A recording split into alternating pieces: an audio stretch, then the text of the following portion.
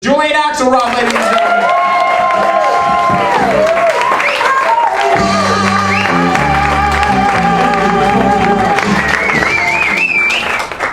Thank you. Glad to be here. You probably can tell from looking at me, I'm a huge rap fan. Love rap.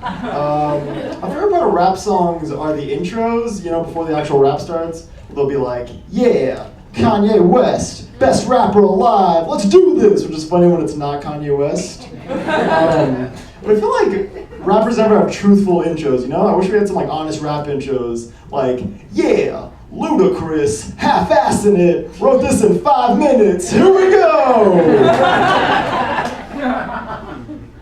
Or like, 50 Cent, still making albums, I'm as surprised as you are. Let's milk this while we can. Or like, Lil Wayne, only half of these are words. Let's do this.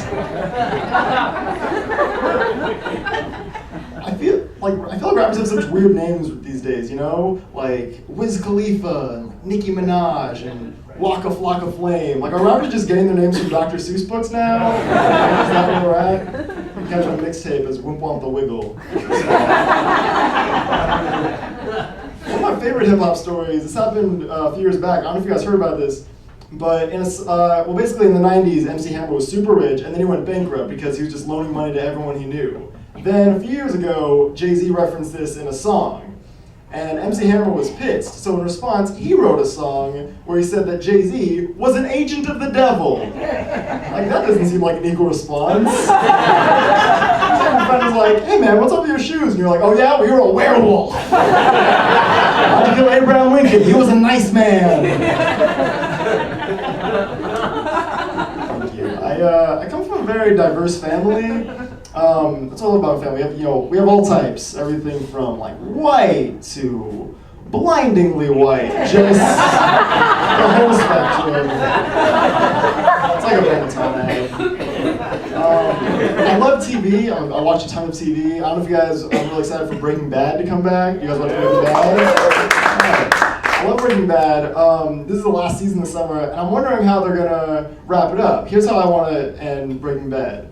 Walter White, he returns, he quits the meth business, he goes back to teaching for the whole season. Then one episode, final episode, he's teaching, he's like, all right guys, today we're gonna learn about covalent bonds. And one kid's like, excuse me, where the fuck have you been for the past 8 months? And he's like, I had cancer and I was going through a mission. And they're like, that's bullshit. We saw you selling meth to our janitor. And he's like, everyone get an A. Everyone gets an A. Who wants a pizza party? And then it just says, DiGiorno's make pizza, not meth.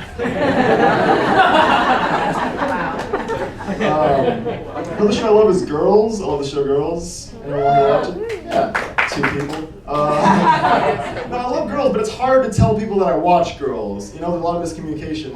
I'll be like, hey man, do you like girls? And I'll be like, I have a girlfriend, if that's what you mean. I'm straight, I don't know what you're assuming. And I'm like, no, I mean, do you watch Girls? And he's like, no man, that's pretty creepy. I'm like, no, do you like the Showgirls? And he's like, the movie Showgirls? Yeah, I've seen it, it's terrible. I'm like, no, Showgirls on HBO. And he's like, do they show that movie on HBO? Are you a huge Elizabeth Berkley fan or something? What's your problem, man? And I'm like, no, that Showgirls on HBO with Lena Dunham. And he's like, oh, Jeff Dunham, the puppet guy. Yeah, I love him.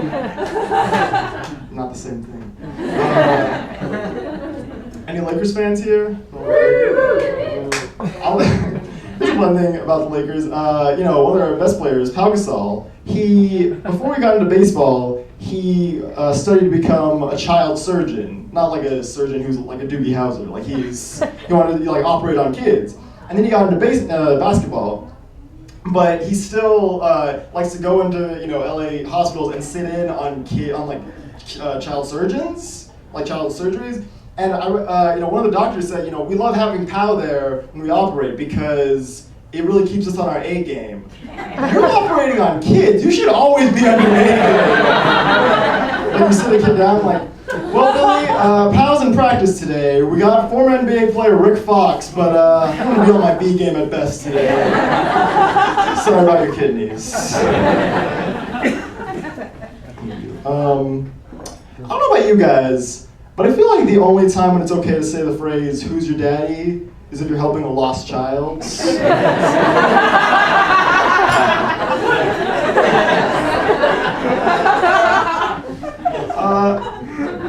I don't know about you guys, but like whenever someone I know loses something, I immediately become like the least helpful person. They'll be like, "I can't find my keys," and I'll be like, "Did you check in the place where you always keep it?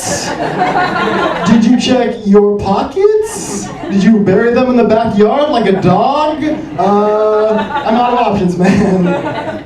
And then you try and, condole them. You try and say, "Hey, I'm sorry, man." They say, "It's not your fault," which is the worst. I hate when people do that. You try and console them, and then they just get snarky with you, They'll be like, "Hey, man, I heard about your cat died. I'm sorry." It's like, "Why? You didn't do anything." I'm like, "Oh, you mean I didn't kill your cat? I was coming here to confess a cat murder. Glad you cleared my name." Thanks, buddy. Another thing I'm pretty fed up with is I'm sick of white people feeling like they can say the N-word. They'll be like, "It's just a word, it has no meaning." And I'm like, that's a weird word to start with. I don't want to start that campaign. My second biggest problem with the N-word is that it's just like, it doesn't sound good to say. It's like too many consonants, not enough vowels. Like, vowels in the N-word are like parents at a rap concert. Like, they're there, but they are not enjoying it. In the encyclopedia? What? I'm a teenager, I'm 17 years old, and a lot of kids my age are embarrassed by their parents. But my parents are actually pretty cool, they're cool to me doing comedy, like they're cool people. If anything, I feel like I embarrass my parents a lot. I'll be making breakfast and I'll walk in like, all the single parents, what? Like Beyonce. And they're like, "Oh, Julian, get out of here." I'll have a friend over and I'll be like, "So Ruth, you dating anyone?" "You can tell me, we'll go away from them." And they'll be like, "Julian, we're trying to hang out with our friends, get out of here." Like when I'll be shaving, I'll be like, "Hey buddy, I know your body's changing. Maybe find some gray hairs in your beard." He's like, "Julian, get out of here! Out of my room!" I'll be like, he's going through a phase.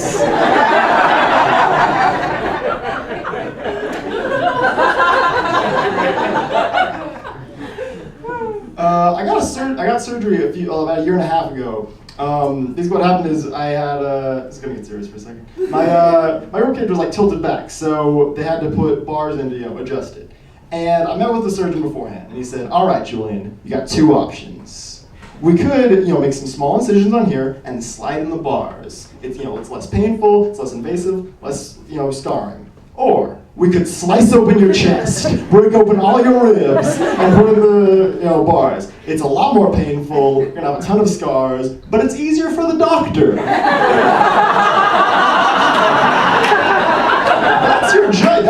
That's the one surgery you do. I'm not gonna make it easier for you. It's like if you're at a restaurant, you order a burger, and the waitress is like, "All right, the chef said it would be easier if he shit in his hand and threw it on a plate. We're gonna go with that if that's okay."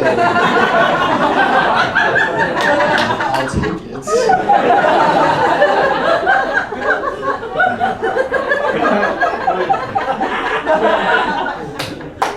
Fun fact about myself, I killed a man in Vietnam.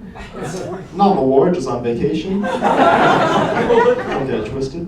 I'm gonna leave you guys with this. Are there any fans of The Who here? Anyone like The Who? I love The Who. But they're getting a little older. So I heard on their tour a few years ago, they had to rework some of their song titles.